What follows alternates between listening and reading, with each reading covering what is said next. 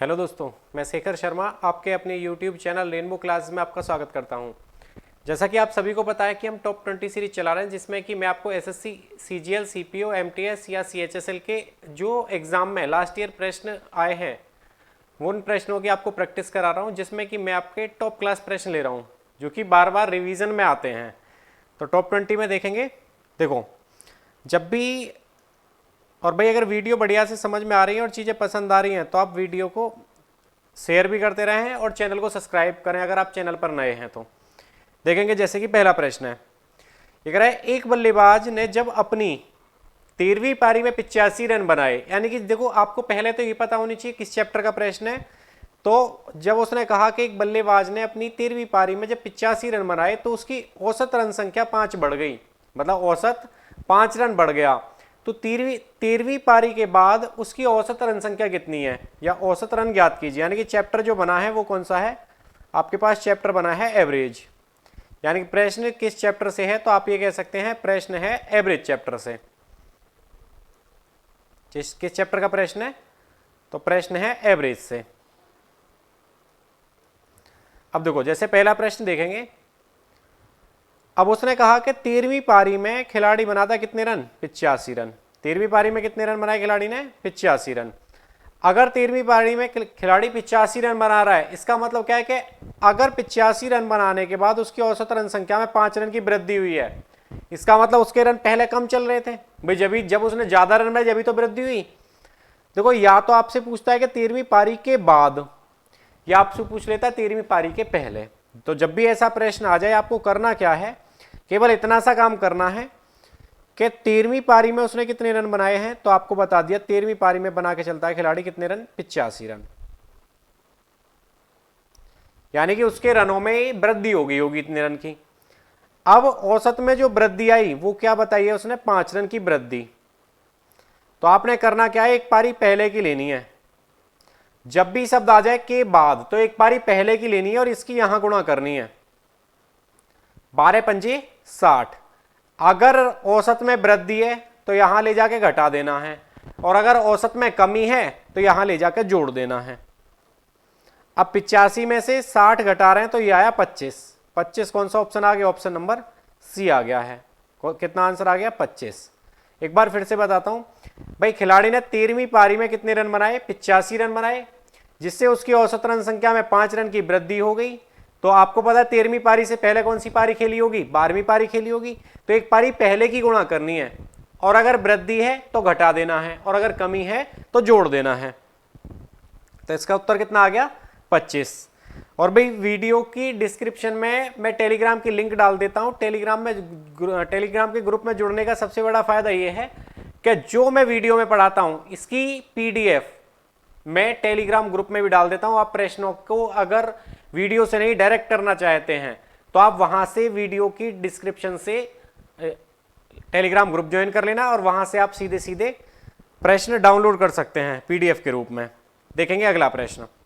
देखो दूसरा प्रश्न क्या कह रहा है आपसे।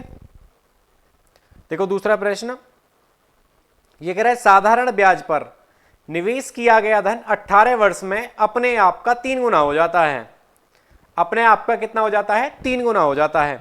कितने समय में, तो उसने कहा 18 वर्ष में 3 गुना हो जाता है। तो ज्ञात कीजिए उसी ब्याज दर पर कितने वर्षों में यह अपने आप का 19 गुना हो जाएगा। देखो इस साधारण ब्याज की क्वालिटी है कि हमेशा अपने गुने -1 में बढ़ती है संख्या।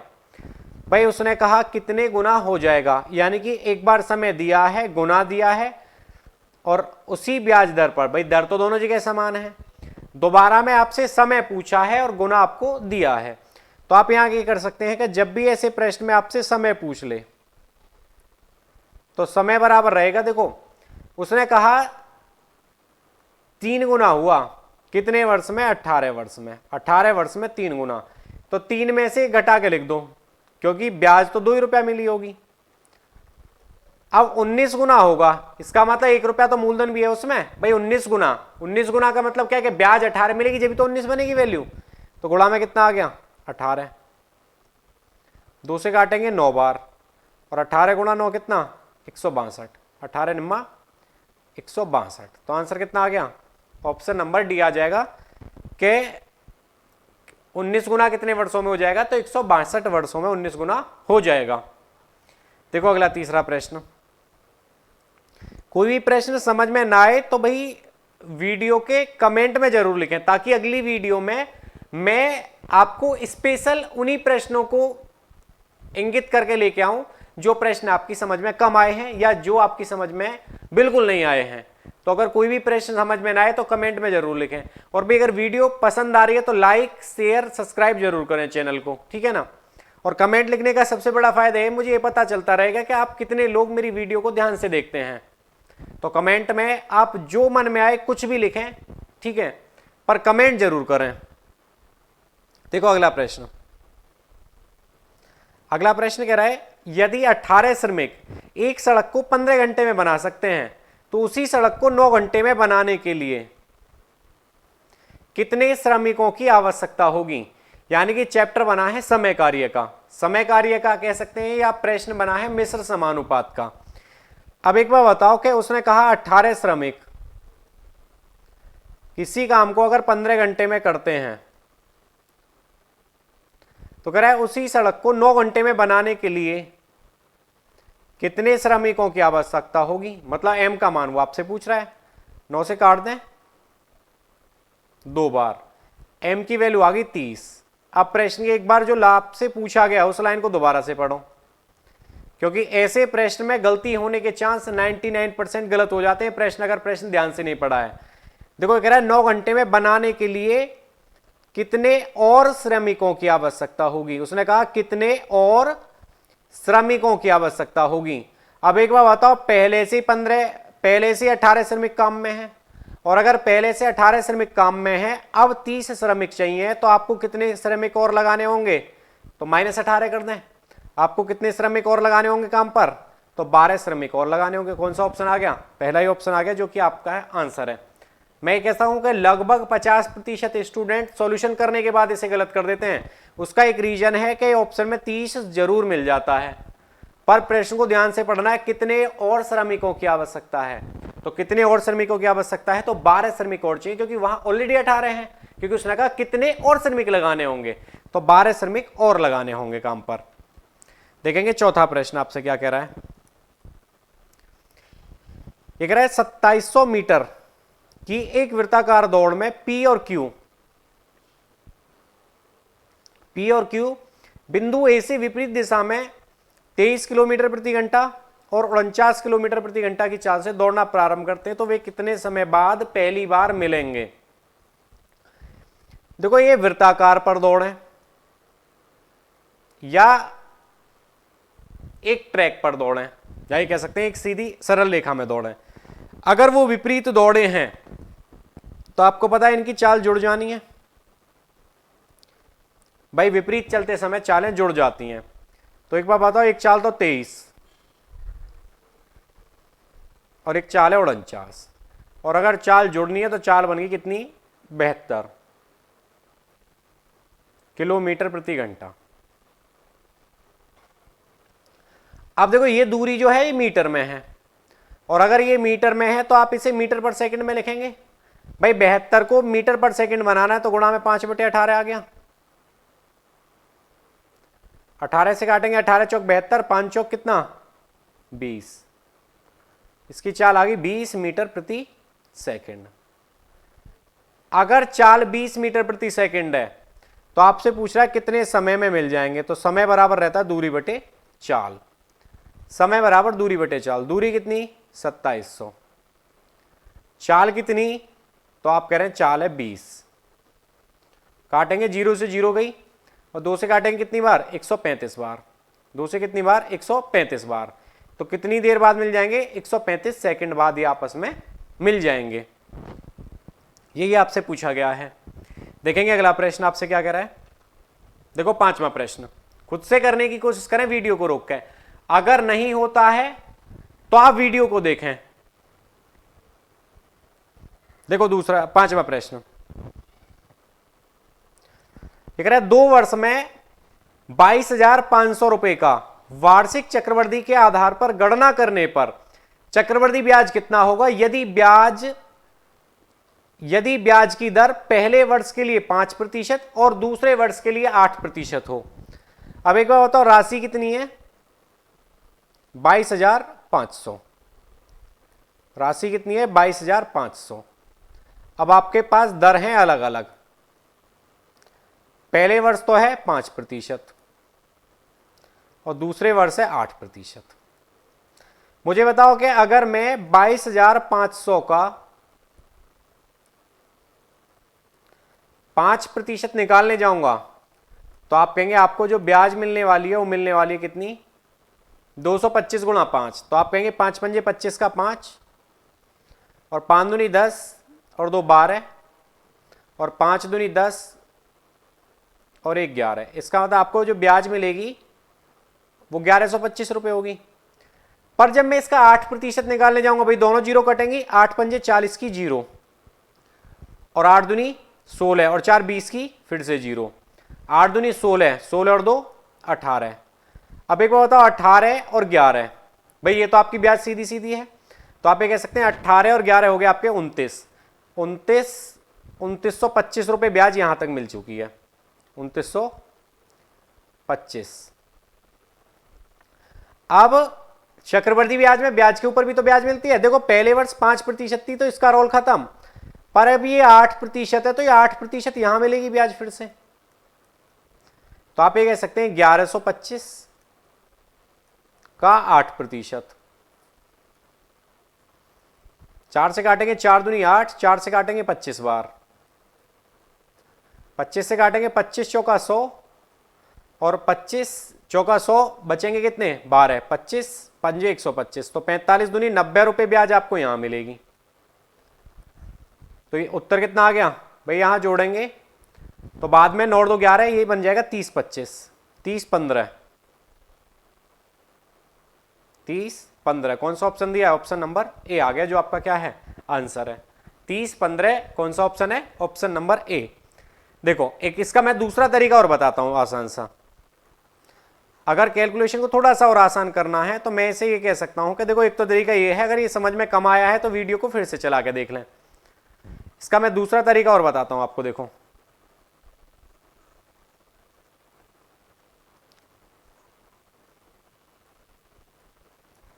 देखो ये कह रहा है 22,500, पहली दर कितनी है? 5%। तो 5% का मतलब है 1/20। आप दर का ही सॉल्यूशन करना है। 5% कितना? 1/20। चक्रवर्ती ब्याज है मतलब 20 से कितनी होगी? 21। अब दूसरी दर थी 8%। 8%, 4 से काटेंगे 4 दूनी 8 और 4 से काटेंगे 100 को 25 बार। इसका मतलब ये बनेगी 25 से कितनी? 27। अब देखो 25 दूनी 50, ये तो धन बना 500। यहां 27 एकम 27 का 7 हासिल के लिए आपके बने 2। 27 दूनी 54, 54 और 2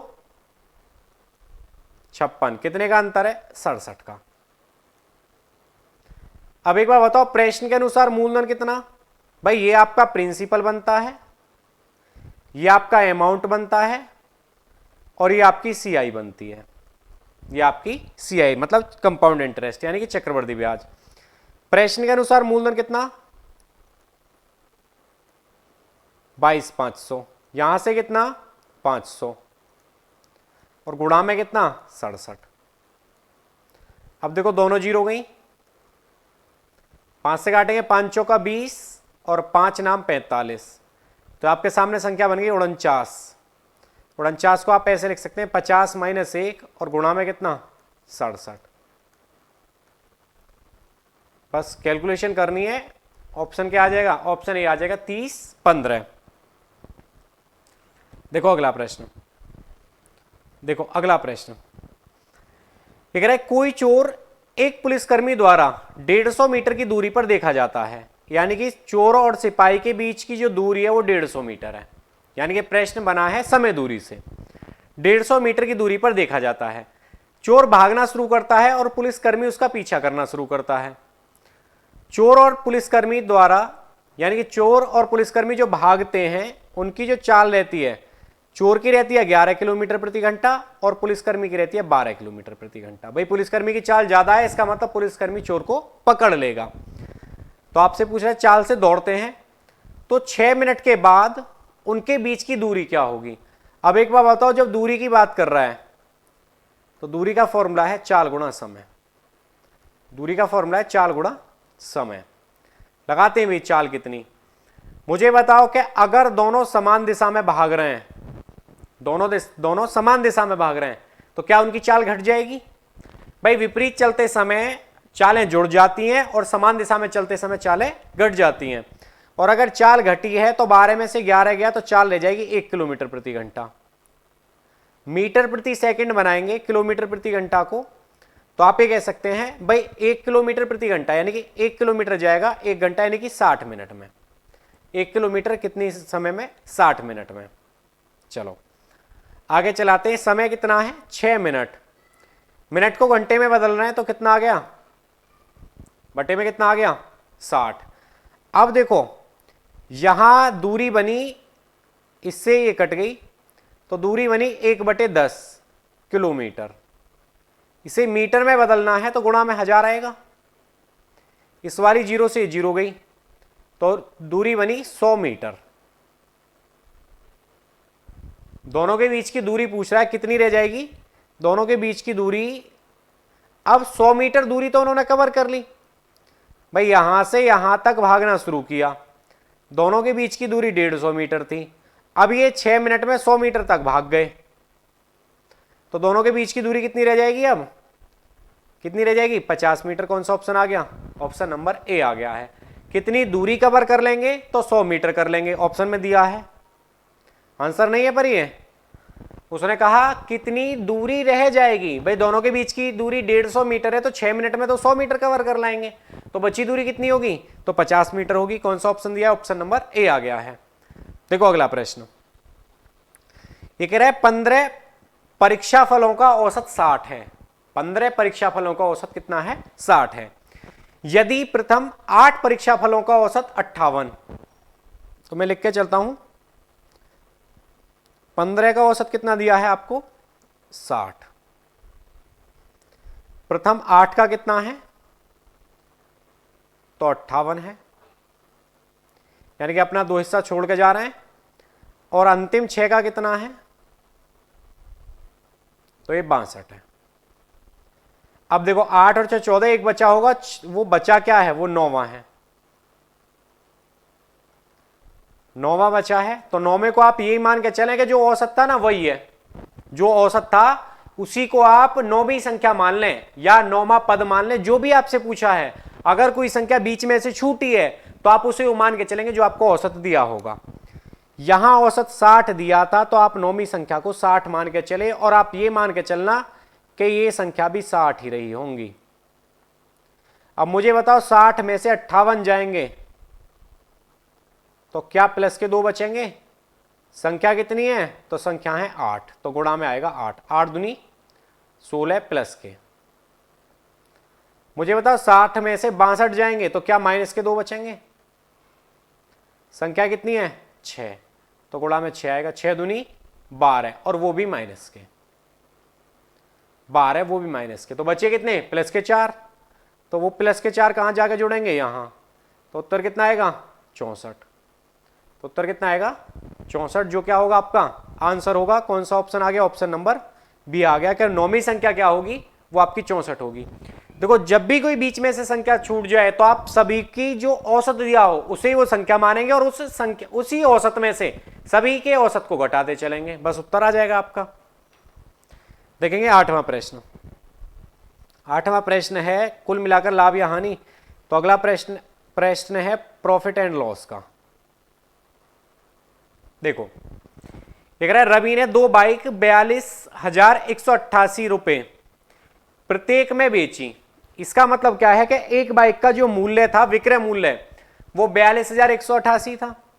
देख रहा है, एक बाइक पर उसे 20% का लाभ हुआ जबकि दूसरी बाइक पर उसे 20% की हानि हुई। तो कुल मिलाकर उसे कितने प्रतिशत, भाई ये लाइन जो जुड़ी है ना, कितने प्रतिशत। जब वो प्रतिशत पूछ रहा है तो ये रुपए दिए हैं केवल कंफ्यूज करने के लिए, इन रुपए का कोई रोल ही नहीं है।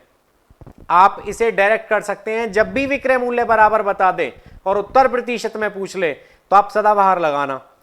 पहली वस्तु पर तो 20% का लाभ है +20, दूसरी वस्तु पर 20% की हानि है -20, प्लस माइनस माइनस 20 गुणा 20/100। अब देखो +20 और -20 तो कट गए, ये वाली दोनों जीरो गई, बचा क्या -4%। -4%, माइनस ही बात बता रहा है उसे क्या हुई है, हानि हुई है। माइनस क्या बात बता रही है कि उसे हानि हो गई है। देखो अगला प्रश्न 9वां। देखो 9वां प्रश्न भी बढ़िया है आपके लिए, करेंगे एक बार। ये कह रहा है एक बेलन के वक्र पृष्ठीय क्षेत्रफल में कितना परिवर्तन होगा जबकि उसकी त्रिज्या दोगुनी और ऊंचाई आधी कर दी जाती है। जबकि उसकी त्रिज्या दोगुनी और ऊंचाई आधी कर दी जाती है। देखो इसका वक्र पृष्ठीय क्षेत्रफल होता है πRh, मतलब 4πRh। मुझे बताओ ये 4π तो बराबर ही है दोनों तरफ। अगर यहां r और h है तो इसे ऐसे रहने देते हैं r। उसने कहा त्रिज्या को 2 गुना किया गया, इसका मतलब r को 2r लिखेंगे और ऊंचाई को आधा किया गया, मतलब h/2 लिखेंगे। ये 2 से 2 गया, r से h सब कट गया, तो बचा क्या 1 बराबर 1 के। तो इसका मतलब क्या है कि उसमें कोई परिवर्तन नहीं होगा, क्योंकि ऊंचाई को 2 गुना किया गया, सॉरी त्रिज्या को 2 गुना किया गया, ऊंचाई को आधा किया गया, बस संख्या कट गई होंगी आपस में। चलो अगला प्रश्न देखेंगे 10वां प्रश्न है फिर से लाभ हानि का।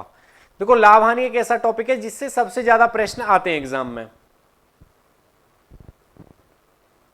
लाभ हानि प्रतिशतता मिला के अगर 25 प्रश्न आए हैं, 20 प्रश्न आए हैं तो 2, 3, 4 प्रश्न ले जाते हैं ये चैप्टर।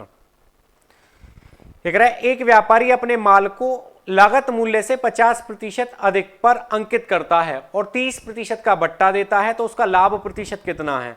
तो अभी जो फॉर्मूला बताया था सदाबहार वही लगा दो भाई। उसने 50% अधिक अंकित किया गया, +50 हो गया, 30% का बट्टा दिया गया तो -30 हो गया, प्लस माइनस माइनस 50 गुणा 30/100, 50 गुणा 30/100। अब देखो 50 में से अगर मैं 30 घटाता हूं तो प्लस के 20 बच गए, माइनस ये वाली दोनों जीरो गई, माइनस के कितने आ गए 15, और 20 में से 15 घटाए तो प्लस के कितने बचे 5%, जो क्या है आपका आंसर है। यानी कि 5% का उसे लाभ हो जाएगा, ऑप्शन नंबर सी आ जाएगा, यानी कि तीसरा ऑप्शन आपके सामने सही लिखा है। करेंगे 11वां प्रश्न, बढ़िया प्रश्न है, वीडियो को रोक के खुद से करने की कोशिश करें एक बार। एक रहा देसाब ने 252 रुपए में 3 टी-शर्ट के दाम पर कुछ टी-शर्ट खरीदी और उन्हें 200 रुपए में 5 टी-शर्ट के दाम पर बेच दिया, तो उसका लाभ या हानि प्रतिशत क्या होगा। तो उसका लाभ या हानि प्रतिशत क्या होगा।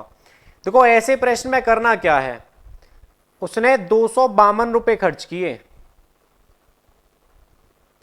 कितनी टी-शर्ट खरीदने में 3, और उसने बेची कैसे, तो उसने 200 रुपए में 5 बेच दी। अब एक बार बताओ कि जब उसने 3 खरीदी 5 बेची, ऐसा हो थोड़ी सकता है भाई, जितना सामान खरीदेगा उतना ही तो बेच पाएगा। अब 3 खरीद के आप 5 थोड़ी बेच पाओगे। तो इसमें क्या करना है, सामान की मात्रा को बराबर करना है, सामान की मात्रा को। तो आपने करना क्या है, जैसे यहां 3 है तो नीचे तो कर दो 3 की गुणा, इस वाले 3 की गुणा नीचे। यहां अगर 5 है तो ऊपर गुणा कर दो 5 की। जब 5 की गुणा आप यहां करेंगे, 5 दूनी 10, 5 पंजे 25, 25 और 1 26 का 6, और 5 दूनी 10, 10 और 2 12। इसका मतलब सामान खरीदते समय उसका क्या खर्चा हुआ था, तो आपके सामने है कि उसने जो खर्च किए सामान खरीदते समय वो 1260 रुपए हैं। जब आपने 3 की गुणा यहां करी है तो 3 की गुणा यहां, मिले कितने, तो बेचते समय मिले कितने, तो आपको पता चल गया बेचते समय उसे मात्र ही 600 मिल रहे हैं। इसका मतलब एक बात तो क्लियर है, उसे हानि हो रही है, तो लाभ वाले तो ऑप्शन लिखे ही गलत हैं। कितने की हानि हुई है, तो 1260 की खरीद के अगर सामान को आप 600 में बेचेंगे तो क्लियर बात है 660 की हानि होगी। और लाभ और हानि हमेशा क्रय मूल्य पर होंगे। 1260 गुणा कितना 100 आ जाएगा। इस वाली जीरो से तो जीरो गई, 6 एकम 6 और 6 एकम 6 और 6 से काटेंगे 6 दूनी 12 और 6 एकम 6। इसका मतलब ये बना कितना 1100 बटे 21। देखो 21 पंजे 105, 21 पंजे 105, 5 बचेंगे 50 हो जाएगा, 21 दूनी 42, तो 52 से आ रहा होगा, 52.4% की हानि आ गई, 52.4% की हानि आ गई। कौन सा ऑप्शन आ गया, ऑप्शन नंबर 2 आ गया है कि 52.4% की उसे हानि हो जाएगी। ऐसे प्रश्न में क्या करना है, सामान की मात्रा को बराबर कम करना है, उसके बाद कंपेयर रुपए से करनी है। जो सामान है खत्म, 15 खरीदे 15 बेच दिए, 15 खरीदे कितने के 1260 के, बेचे कितने के 660 के, कितने की हानि हुई 600 के, तो कितने की हानि हुई 660 की हानि, और वो भी क्रय मूल्य पर। क्रय मूल्य जितना भी होगा तो हमेशा लाभ और हानि क्रय मूल्य पर ही होंगे। देखो अगला प्रश्न, 12वां प्रश्न क्या कह रहा है। वीडियो को रोक के पहले खुद से करने की कोशिश करें, अगर नहीं होता है तो आप वीडियो में देखें, अगर आप प्रैक्टिस कर रहे हैं तो। और अगर आप चैनल पर नए हैं तो भाई वीडियो को शेयर जरूर करें और चैनल को सब्सक्राइब भी करें। ये कह रहे हैं 4800 के 25% के 15% का 10% क्या होगा। अब उसने कहा 4800 के 25% का 15% का 10% क्या होगा। देखो एक बात क्लियर है कि यहां संख्या बनी है 3 और 3 बनी है और एक संख्या 3 इसमें भी है। नीचे कोई ऐसी संख्या दिख रही है जो 3 और 3 3 या 9 को काट पाएगी, नहीं दिख रही ना। इसका मतलब इसका उत्तर तो अगर तुक्का मारना हो तो आप 18 मार सकते हैं, कोई दिक्कत नहीं है, उत्तर आएगा भी 18 ही, क्योंकि एक 3 इसमें मिल गया और एक हमें 15 में मिल गया, तो 3 3 9, 9 के गुणज में केवल एक ही ऑप्शन लिख रहा है। कौन सा ऑप्शन है, ऑप्शन नंबर ए। अगर आप आंसर जल्दी से लगाना चाहें, समय कम हो, तो आप इस तरीके से लगा सकते हैं, कोई दिक्कत नहीं। बाकी सॉल्यूशन भी करके देखते हैं एक बार। ये वाली 2 जीरो से तो ये वाली 2 जीरो गई, 25 चौका 100, इस वाले 10 से ये वाली 0 गई। अब देखो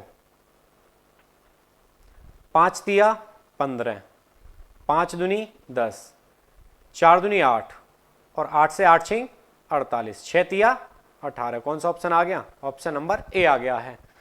अगर आपको आंसर जल्दी से लगाना है तो आप विभक्ति के नियम पे थोड़ा सा काम कर लेना, या आपके ज्यादातर प्रश्नों के उत्तर मौखिक देने लग जाएगी फिर।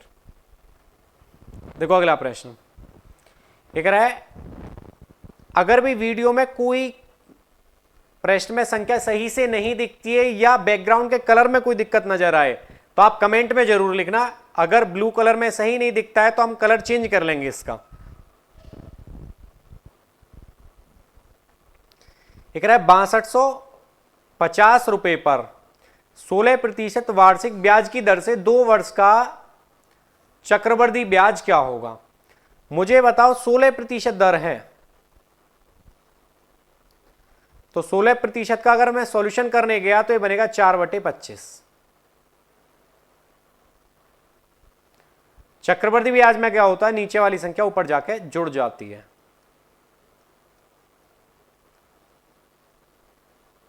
तो ये बना 25 से 29। अब एक बार बताओ, राशि 25 से 29 हो रही है, तो अगले वर्ष फिर 25 से 29 होगी। 2 वर्ष हैं तो मैं इसीलिए 2 बार लिख के लाया हूं। 25 का वर्ग 625 और 29 का वर्ग, भाई 26 का वर्ग 676, 29 का वर्ग होता है 841। जो दोनों का अंतर है वही चक्रवृद्धि ब्याज है। जो दोनों का अंतर है वो चक्रवृद्धि ब्याज है। देखो 11 में से 5 जाएंगे 6, यहां बचे 13, 13 में सॉरी 3, 3 में से 2 गया तो 1, और 8 में से 6 गए 2। देखो ये तो आपका बना है अमाउंट यानी कि मिश्र धन, ये आपका बना है प्रिंसिपल यानी कि मूलधन, और ये बनी आपकी चक्रवृद्धि ब्याज, ये बनी आपकी चक्रवृद्धि ब्याज। अब देखो प्रश्न में दिया क्या है, 6250 रुपए पर मूलधन दिया है, यहां से मूलधन कितना 625। आपसे पूछ रहा है ब्याज क्या होगा, तो ब्याज तो 216 ही होगा। क्या इससे 10 बार कट जानी है, और अगर ये 10 बार कटेगी तो उत्तर कितना आ गया 2160 रुपए। 2160 रुपए कौन सा ऑप्शन आ गया कि ब्याज कितनी प्राप्त होगी, तो 2160 रुपए प्राप्त होगी। देखो अगला प्रश्न 14वां, ये कह रहा है ए और बी मिलकर एक कार्य को 26 दिन में पूरा कर सकते हैं। ए और बी मिलकर एक कार्य को 26 दिन में पूरा कर सकते हैं, तो ए प्लस बी कितने दिन में 26 दिन में। ए और बी कितने दिन में 26 दिन में पूरा कर सकते हैं। ए अकेले इसे 52 दिन में कर सकता है, ए अकेले इसे 52 दिन में कर सकता है। यदि बी 50% क्षमता पर कार्य करता है, अब एक बार बताओ इन दोनों का एलसीएम लें तो हम 52 ही आएगा, 26 दूनी 52 और 52 एकम 52। अब देखो इस एक में कौन है तो ए है, इस दो में कौन है तो ए और बी है, यानी कि एक बात क्लियर है कि ए की जो क्षमता है वो भी एक है और बी की जो क्षमता है वो भी एक है। अब कह क्या रहा है प्रश्न, यदि बी 50% क्षमता पर कार्य करे तो ए और बी मिलकर कार्य को कितने दिन में पूरा करेंगे। भाई पूरा काम तो 52 ही रहेगा, ए अपनी क्षमता करे पूरी और बी 50% क्षमता से। जब ए पूरी क्षमता से काम करेगा तो 1 और बी आधी क्षमता से काम करेगा तो 1/2। भाई बी की क्षमता तो 1 थी और 50% का मतलब 1/2 है, तो आधी क्षमता से काम करेगा तो कुल काम बन गया कितना 3/2। भाई इन दोनों को जोड़ेंगे 3/2, यानी कि दोनों की क्षमता बन रही है 3/2, तो 3 बटे वाला 2 गया ऊपर। 52 दूनी 104/3, 104/3 ऑप्शन दिया है, 104/3 चौथा ऑप्शन है जो क्या है आपका आंसर है। देखेंगे अगला प्रश्न। भाई वीडियो समझ में आ रही है सभी की में बढ़िया से, तो चैनल को ज्यादा से ज्यादा लोगों पर शेयर करें ताकि इस वीडियो का लाभ ज्यादा से ज्यादा स्टूडेंट उठा पाए। देखो 15वां प्रश्न, ये कह रहा है 180 के 15% में कितना जोड़ा जाए। 180 के 15% में कितना जोड़ा जाए, तो मैं माने ले रहा हूं कि उसमें ए जोड़ दो, कितना जोड़ा जाए ताकि योगफल 360 के 20% के बराबर हो जाए। अब देखो 15% था मतलब 15/100 आएगी, 360 के 20% के बराबर हो जाए तो दोनों जीरो कट गई, तो 36 दूनी यहां तो आ गया 72, इस वाली जीरो से ये वाली जीरो गई, 2 से काटेंगे 2 नाम 18 और 2 पंजे 10, 5 तिया 15, 9 तिया 27। इसका मतलब 27 प्लस ए बराबर कितना 72, तो ए बराबर कितना, तो आप ये कह सकते हैं 72 माइनस कितना 27। 72 में 27 घटा दो बस, 12 में से 7 गए 5 और 6 में से 2 गए तो 4, 45 आ गया उत्तर है। 45 कौन सा ऑप्शन है, चौथा ऑप्शन दिया है जो क्या है आपका आंसर है। देखेंगे अगला प्रश्न, ये कह रहा है 6 और 110 का लघुत्तम समावर्तक क्या होगा। देखो यहां लिखते समय थोड़ी सी गड़बड़ हुई है, यहां स्पेस नहीं है, पर ये आपसे किसकी बात कर रहा है एलसीएम की, किसका एलसीएम क्या होगा। एलसीएम मतलब लीस्ट कॉमन मल्टीपल, यानी कि 6 और 110, इसका मतलब 6 110। मुझे बताओ कि मैं इस 110 को ऐसे लिख सकता हूं 11 गुणा 2 गुणा 5, 6 में एक संख्या भी 2 है और एक 3 है, 3 यहां लिखी नहीं हुई तो मैंने यहां 3 और लिख दी, तो 11 तिया 33 और 5 दूनी 10 की ये 0, ये आपका एलसीएम बन जाएगा। कितना आ गया 330 आ गया। कौन सा ऑप्शन है, पहला ही ऑप्शन दिया है जो क्या है आपका आंसर है। देखेंगे 17वां प्रश्न, इस तरीके के प्रश्न पेपर में थोड़े से ज्यादा आ रहे हैं फिलहाल में, एक एक प्रश्न तो कम से कम है, बाकी अगर 25 प्रश्न आते तो कभी कभार दो दो प्रश्न भी आ रहे हैं यहां से।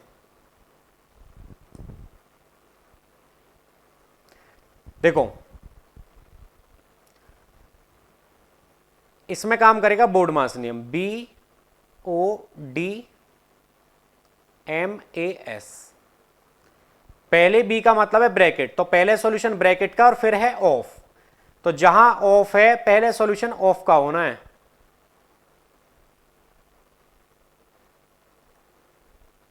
और ऑफ का मतलब रहता है गुणा, ऑफ का मतलब है गुणा। अब देखो 75 माइनस, ऑफ का मतलब गुणा है, तो 50 बटे गुणा, अगर यहां मैं गुणा का चिन्ह लगाता हूं तो 5 दूनी 10 बनेगा, और 10 का भाग अगर मैं 50 में करता हूं, भाई 10 का भाग अगर मैं 50 में करता हूं तो 5 में बदल जाएगी वैल्यू, प्लस। अब देखो ऑफ यहां है तो इतने पे ब्रैकेट लगा दो। अब देखो ऑफ यहां भी है, तो 5 दूनी 10, 18 में से 10 गए तो कितने बचे भाई, 18 में से अगर 10 घटाए तो 8, 8 दूनी 16, यानी क्या बनेगा 36। भाग को गुणा में बदलेंगे तो 6 चौक 24, और गुणा में कितना, यहां 8 बचेगा, 8 की गुणा 2 में होगी, 8 दूनी 16, 6 से काटेंगे 6 छंग 36, 6 चौक 24, 4 से काटेंगे 4 चौक 16, 75 में से 5 गए तो कितने बचे 70, प्लस 6 चौक 24, ये बन गया 70 और 24 कितना 94। कौन सा ऑप्शन दिया, ऑप्शन नंबर ए आ गया, जो क्या है आपका आंसर है। देखो बोर्ड मास नियम में पहले ऑफ का सॉल्यूशन होगा, उसके बाद गुणा भाग प्लस माइनस होंगे। अगर ऑफ है तो ऑफ सब जगह आप ब्रैकेट, देखो मैंने यहां भी ब्रैकेट लगाया था, यहां भी ब्रैकेट लगाया और यहां भी ब्रैकेट लगाया, और ब्रैकेट का सॉल्यूशन किया, उसके बाद कंपेयर करते चले गए आगे। देखो ये प्रश्न भी बढ़िया है, कह रहा है 20 आदमी 6 दिन में 520 रुपए कमाते हैं। प्रश्न है मिश्र समानुपात का या समय कार्य का। उसने कहा 20 आदमी 6 दिन में 520 रुपए कमाते हैं, तो 18 आदमी 10 दिन में कितने रुपए कमाएंगे। बस संख्याओं को काटना है। देखो 10 दूनी 20, 6 तिया 18, 2 से काटेंगे 26 बार, x बराबर कितना 260 गुणा 3, और 26 तिया 78, 10, यानी कि आंसर आ गया 780 रुपए। 26 तिया 78, आंसर कितना है 780 रुपए। और उम्मीद करता हूं यहां तक प्रश्न बढ़िया से समझ में आ रहे होंगे। अगर कोई भी प्रश्न समझ में ना आए, कोई भी दिक्कत परेशानी हो वीडियो में, आवाज क्लियर ना हो, तो आप कमेंट बॉक्स में जरूर लिखें। देखेंगे अगला प्रश्न 19वां। ये प्रश्न तो मैंने आपको अभी कराया था पिछली वाली वीडियो में, और मैंने बताया था इस तरीके के प्रश्न फिलहाल एग्जाम में आ रहे हैं, तो ये इंपॉर्टेंट टाइप है एक। इसमें क्या करना है, जिस फ्री वाली सामान तो ऊपर आना है, फ्री वाली ऊपर और टोटल नीचे, और गुणा 100। यहां से आपको यह पता चल जाता है कि उसने कितने प्रतिशत का बट्टा दिया है। फ्री वाली कितनी है, तो 3 फ्री है।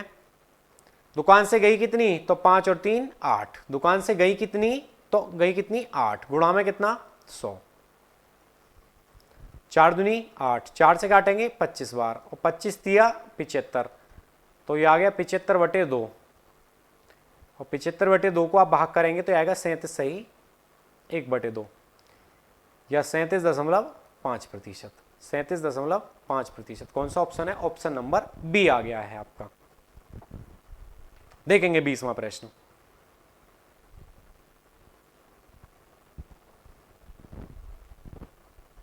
प्रश्न करेंगे एक बार 20वां प्रश्न।